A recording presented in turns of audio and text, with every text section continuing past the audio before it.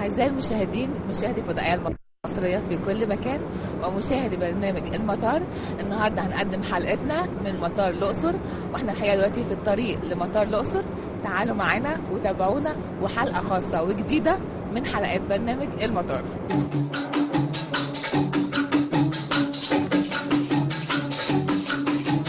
الأقصر بلدنا بلد سواح، فيها الأجانب تتفسح، وكل عام وقت المروح بتبقى مش عايزة تروح وتسيب بلدنا. الأقصر بلدنا بلد سواح، فيها الأجانب تتفسح، وكل عام وقت المروح بتبقى مش عايزة تروح وتسيب بلدنا.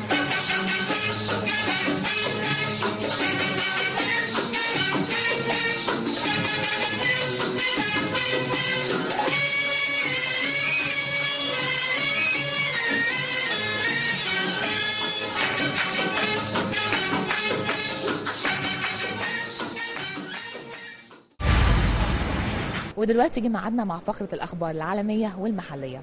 استعرض المهندس عبد العزيز فاضل وزير الطيران المدني فرص الاستثمار الكبيرة التي توفرها وزارة الطيران المدني، حيث تبلغ قيمة الاستثمارات 28 مليار دولار، أي حوالي 193 مليار جنيه. وتضمنت مشروع مدينة المطار في مطار القاهرة، ويبلغ حجم استثماراته 17 مليار دولار، وتوفر فرص عمالة تصل إلى 100 ألف فرصة كعمالة مباشرة، وأضعاف هذا العدد كعمالة مؤقتة، بالإضافة إلى إنشاء مشروع الأقمار الصناعية التي سوف تطلقه وزارة الطيران بقيمة استثمارات تصل إلى مليار دولار، وغيرها من المشروعات. للمرة الثانية ولتعزيز دور مصر الرائد في مجال تنشيط السياحة، وصلت إلى مصر طائرة بوينغ 75، حيث حلقت حول العالم بدءا من مدينة كيب تاون بجنوب أفريقيا إلى لندن ومرورا بمصر. أكد الطيار جاد الكريم نصر رئيس الشركة المصرية للمطارات أن الطائرة كان معها طائرة دعم فني بها 6 مهندسين لعمل الصيانة اللازمة للطائرة في المطارات التي تهبط إليه. وأشار جاد الكريم نصر أن الطائرة هبطت في مطار أسوان ومطار الأقصر و6 أكتوبر ومرسى مطروح، وقد تم إعفاء الطائرة من رسوم الانتظار في المطارات المصرية، وذلك في إطار دعم وتنشيط السياحة.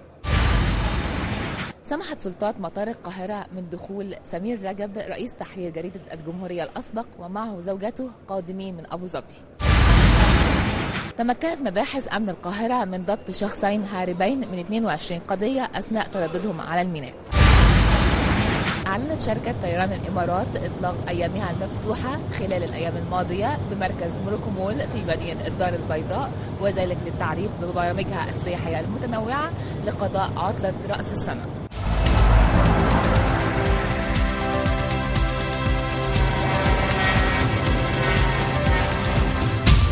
أهم التطورات التي جرت في مطار الأقصر وأهم الخدمات المقدمة للسائح هو ده موضوع فقرتنا النهاردة، ويسعدنا يكون معانا كابتن محمود عربي محمود مدير مطار الأقصر. أهلا بحضرتك يا فندم. مرحبا بكم في مطار الأقصر. نحب نعرف من حضرتك إيه أهم التطورات التي جرت في مطار الأقصر؟ هو مطار الأقصر طبعا من المطارات الكبيرة في جمهورية مصر العربية، والحركة السياحية فيه بدأت الحمد لله تنشط، ويمكن الكلام ده بدأ من 5/11/2013 بوصول رحلات شارتر. طبعا من 2006 حتى تاريخه كان حركة السياحة قوية جدا، ونسبة الأحداث اللي حصلت والحمد لله استغلبنا عليها. بدأت الحركة السياحية تعود مرة ثانية بعد الدول رفعت الحظر عن الركاب ووصلوا عندنا فعلا، وكان أول من 5/11 حتى تاريخه، وفي مزيد الحمد لله. يعني أول رحلة كانت 5/11 4 رحلات، كان عندنا حوالي 240 راكب. الأسبوع اللي فات وصلنا 380 راكب، وفي مزيد إن شاء الله. وفي شركات إنجليزية هتبدأ تتحرك معنا، وفي شركات برضو من جنوب شرق آسيا. إيه هي الخدمات اللي بيحتاجها السائح وممكن نقدمها له في المطار لجذب مزيد من السياحة لمطار الأقصر؟ والله الخدمات، كل الخدمات اللي يبغيها الراكب أو السائح موجودة الحمد لله. يعني من أول ألف لغاية الياء. أنا how to meet the needs of the passengers دي عندي أهم حاجة. أي خدمة هيطلبها الراكب لابد أن تكون مش موجودة بس، لا، وتكون مؤداة على الوجه الأكمل. فحضرتك مع دي الشكوى الحمد لله عندي تحت صندوق شكاوي، من فيش ولا شكوى تتعلق بالخدمات الموجودة عندي. ان كان ممكن يعني معامله مع اي حد من اللي بتسوي تاكسي بتاع كمطار. الحمد لله. الرخصة الدولية، ايه شروط حصول الرخصة الدولية لمطار الأقصر؟ هل حصول الرخصة الدولية ده مرتبط بالخدمات ولا مرتبط بإيه؟ لا، مطار الأقصر يعني ملتزم بكافة القرارات والتجهيزات اللي بيطلبها المنظمة العالمية الدولية للطيران المدني اللي هي الإيكاو، وجاهزين إن شاء الله للتفتيش، وإن شاء الله هنحصل على الرخصة. نيجي المرة الجاية يبقى الرخصة إن شاء الله بإذن الله ونسجل مع بعض بأمر الله. إحنا في الطريق إلى إن شاء الله، بس زي ما قلت لحضرتك بتبقى بالتدريج، يعني كل مطار ياخد لو وقته، وبعد كده لما نكون جاهزين بتيجي تفتيش على المطار بيقر جميع الاجراءات سليمه وجميع الدوكيومنتس موجوده، وبالتالي ممكن تحصل على الرخصه. حضرتك شايف بعد رفع الحظر حصل ايه ادى لمزيد من فرص العمل سواء المباشره او غير المباشره؟ فرص العمل المتاحه كمباشر،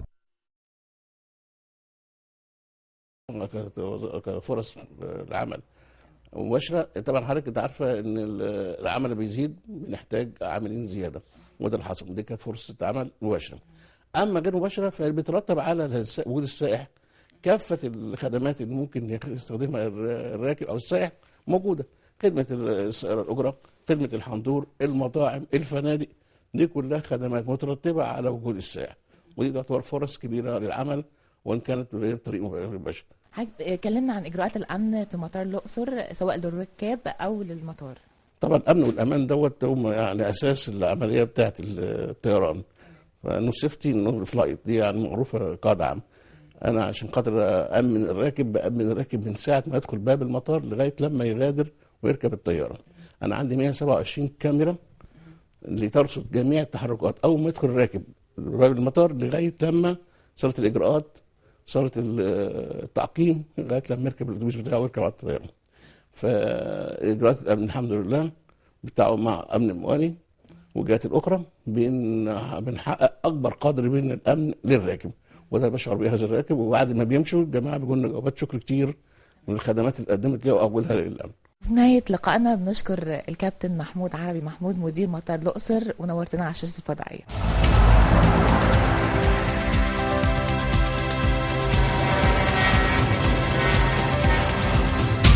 Hello, welcome to Egypt. Hello, thank you very much. Is it your first time to visit Egypt? Yes, it's my first time. Now you are in Luxor. Who recommended you to visit Luxor? The parents of my girlfriend said we have to go to Egypt and to see everything. And yes. What did you hear about Egypt? It's quite interesting country with a long history, and with it's a nice country. Everyone said, and the weather is always nice, so it's something to join in the winter time. Now we in Luxor. What are the places are you going to visit, especially attractive sites or landmarks that you are going to visit in Luxor? I'm not sure because we have a package, but we are traveling around the Nile. And you mean Nile cruising? Yes, there's a Nile cruising, and we're doing some visits to temples and other main attractions near here, and so I think it should be something also at Luxor. What about Red Sea? Did you enjoy I heard it from friends also from Hurghada and Sharm el Sheikh about snorkeling. That should be quite nice, and even the sea is really beautiful. So we will also see the Red Sea afterwards, because we have a mixture of Nile cruise and hotel trip, so we will see both. So what are the activities are you going to enjoy in Luxor? Yeah.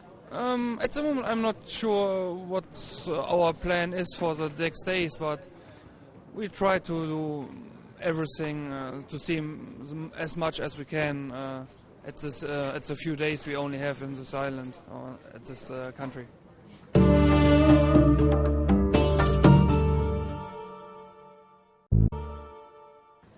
What do you think about the ancient Egyptian civilization? What do you think about it? I can't think much about it because I don't have much idea how it works. And okay, we hear something about the politics problems at the moment, but even every culture and every you believe that Egypt is a secure country? Secure, yeah? Yeah, it's quite nice, and every country has bad sides and nice sides. So But I think that now at this moment it's okay. I think it's now no, it's no, cute. it's fine. I don't think there should be problems because otherwise here wouldn't be so many people. So we think it's peace, and so it's okay for us. I like Egypt at the moment really much, and I hope everyone is as friendly as she. Welcome to Egypt. Thank you. What's your name? My name is Yasmin. You come from? Germany. Is it your first time to visit Egypt? Yes, it's the first time. So why did you choose Egypt to visit? And especially why did you choose Luxor to visit? Looks well. It's just the airport, to be honest.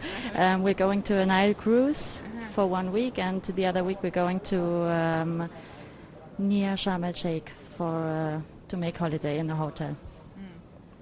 So did somebody recommend you to visit Egypt? My parents, they went for a Nile cruise as well. I think it was 4 years ago.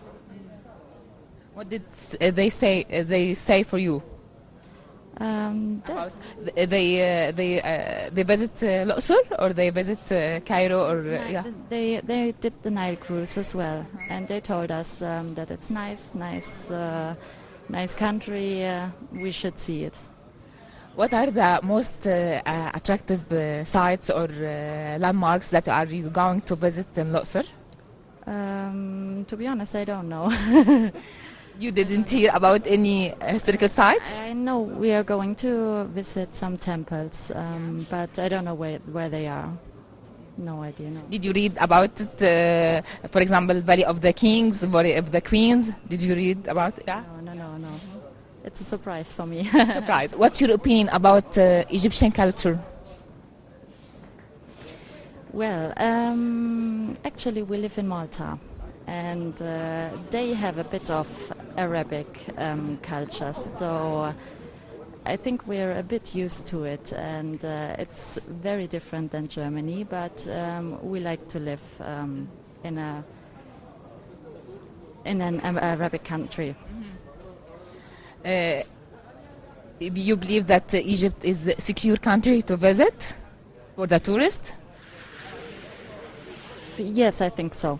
But for the moment, maybe it's a bit difficult. But I think now it's okay, right? yes, yeah. For us, it's okay. Yes, I love Egypt.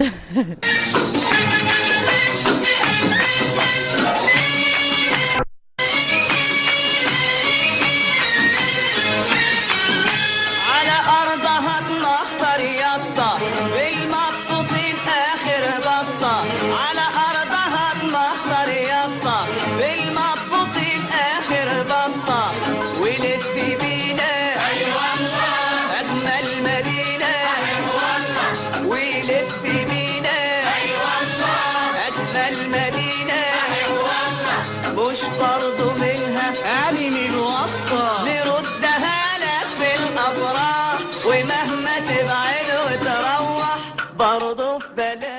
بسرعة خلصت حلقتنا النهاردة وكنا فيها في مطار الأقصر. استنونا الجمعة الجاية وفي نفس الميعاد ومطار جديد من مطارات مصر وبرنامج المطار.